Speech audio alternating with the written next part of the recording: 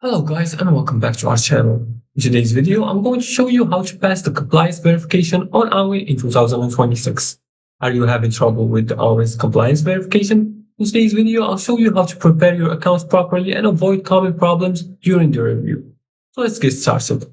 Now, first you're to join the Awin Global Affiliate Program. You're gonna click on the website, make sure to click on the Get Started, and then you're gonna choose which one do you want, whether you want to choose login as or sign up as an advertiser, content creator, influencer, affiliate partner, or agency. Once you make your choice, you're going to make sure all the information on your Awin account is accurate. Your name, your address, your contact details, website, and business information should match the information you're submitting for verification. Also, don't use false or misleading information. Next, you're going to make sure your promotional space is clearly described.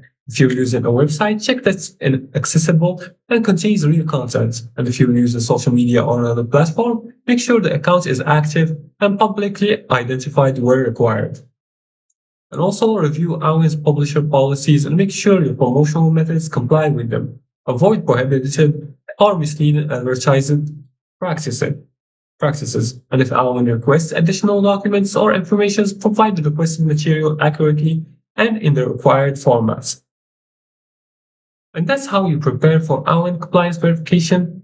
Accurate information or a legitimate promotional presence and a policy compliance are the key to a smoother review.